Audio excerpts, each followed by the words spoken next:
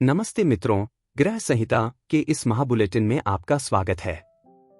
आज हम केवल राशिफल नहीं बल्कि सिंह राशि के जीवन का एक रोड मैप तैयार करेंगे। अप्रैल 2026 कोई साधारण महीना नहीं है। यह वह समय है जब ब्रह्मांड के दो सबसे बड़े खिलाड़ी शनि और गुरु आपकी कुंडली के सबसे महत्वपूर्ण घरों को प्रभावित कर रहे हैं। हम बात करेंगे कि जब सूर्य और शनि की युति अष्टम भाव में होगी तो आपके अवचेतन मन में क्या हलचल होगी। क्या आपको इस समय संपत्ति खरीदनी चाहिए? क्या आपकी संतान के लिए यह समय सही है? हम नक्षत्रों के चरण पूर्वा फाल्गुनी, उत्तरा फाल्गुनी और मघा के आधार पर भी बात करेंगे। इसलिए डायरी और पेन लेकर बैठें, क्योंकि यह वीडियो आपकी पूरी महीने की प्लानिंग बदल देगा। 1 अप्रैल 2026 की स्थिति को और गहराई से समझते हैं। अष्टम भाव का जमावड़ा मीन राशि में सूर्य, शनि और मंगल की मौजूदगी एक अंगारक और विष योग जैसी स्थिति पैदा कर रही है। यह भाव गुप्त विद्याओं और अचानक होने वाली घटनाओं का है। नक्षत्र प्रभाव मघा नक्षत्र के जातकों के लिए केतु का लग्न में होना भ्रम पैदा करेगा। वहीं पूर्वा फाल्गुनी वालों के लिए शुक्र का सहयोग बना रहेगा। गुरु का बल मिथुन राशि में बैठे गुरु की 5वीं दृष्टि आपके पराक्रम भाव पर, 7वीं दृष्टि पंचम भाव पर और 9वीं दृष्टि सप्तम भाव पर है। इसका मतलब है कि भले ही संकट बड़ा हो, लेकिन ईश्वरीय कृपा आपको बचा लेगी। सिंह राशि के करियर को हम 3 हिस्सों में बांटेंगे। प्रथम पक्ष अप्रैल के 1 से 10, इस दौरान ऑफिस में वेट एंड वॉच की नीति अपनाएं। शनि की दृष्टि आपके कर्म भाव के स्वामी पर है, जिससे काम में देरी होगी। तकनीकी क्षेत्र से जुड़े लोगों को डेटा लॉस या सिस्टम फेलियर का सामना करना पड़ सकता है। द्वितीय पक्ष अप्रैल के 11 से 20, 14 अप्रैल को सूर्य का मेष में प्रवेश आपके लिए राजयोग की शुरुआत करेगा। यहां से चीजें संभलनी शुरू होंगी। अगर आप सरकारी नौकरी की तैयारी कर रहे हैं तो इस दौरान कोई शुभ समाचार मिल सकता है। तृतीय पक्ष अप्रैल के 21 से 30, व्यापारियों के लिए यह समय रिकवरी का है। विशेष सलाह, सहकर्मियों पर अंधविश्वास न करें। अपनी फाइल्स और पासवर्ड्स सुरक्षित रखें। अचानक लाभ अष्टम भाव गुप्त धन का भी है। किसी पुरानी बीमा पॉलिसी या पैतृक संपत्ति से लाभ के योग हैं।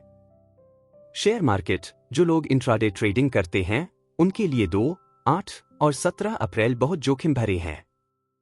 रियल एस्टेट यदि आप घर खरीदना चाहते हैं तो 15 अप्रैल के बाद ही बयाना यानी एडवांस दें। उससे पहले मंगल और शनि की युति कागजी विवाद पैदा कर सकती है। सिंह राशि वालों के लिए यह महीना शारीरिक से ज्यादा मानसिक थकान का है। हड्डियां और जोड़ शनि की स्थिति घुटनों या रीढ़ की हड्डी में दर्द दे सकती है। दुर्घटना योग मंगल शनि की युति रक्त संबंधी विकार या छोटी सर्जरी की स्थिति बना सकती है। समाधान तांबे के पात्र का पानी पिएं। रात को सोने से पहले भ्रामरी प्राणायाम करें।